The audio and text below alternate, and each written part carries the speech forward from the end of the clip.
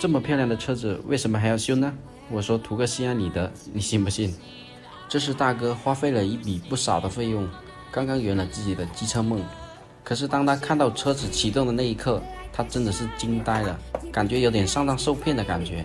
因为以前都是从手机里面或者网上听这款车的声音，了解这款车的声浪，他并没有亲自听过这款车的声浪。这款车的声浪大家都知道，怠速跟炒螺丝一样，稀里哗啦的响，都是公认的。那款雅马哈 i1 也是这样响。前几天文婆不是买了一辆 i1 吗？我还去下面评论了一下说，大哥你这个气门有点响哦，要不要调一下？我们经常说的离合大鼓响，并不是大鼓后面的弹簧松动导致的响，而是这个铆钉松动导致的响。这个铆钉怎么松动？你看一下，这样可以来回转动了，就证明这个铆钉磨损的比较严重。这种经常暴力驾驶的车，这个铆钉都会松得更快。大哥拿到这台车开了2天，始终觉得它有问题，异响，心里那套坎总是过不去，总觉得它有问题，最终决定送过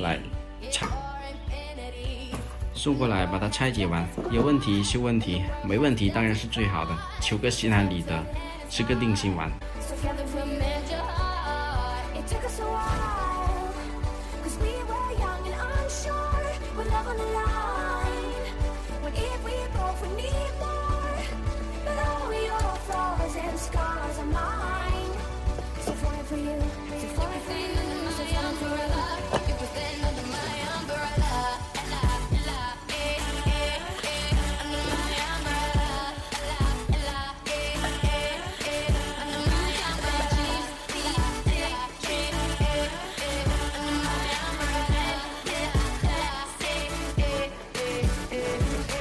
离合大鼓拿去给老谭处理了一下，让他把铆钉更换一下，然后把它焊死。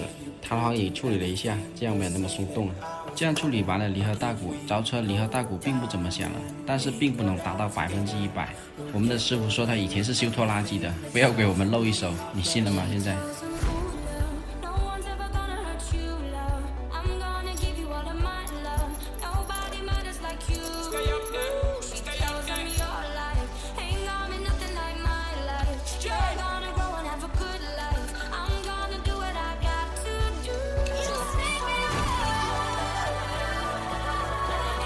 很多人老是喜欢问这个车对正时的正时点怎么对？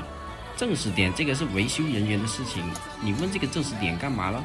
这款车的正时点是下面齿轮点对点，然后凸轮轴上面有一横平行的缸盖，进气排气凸轮轴都是一样的。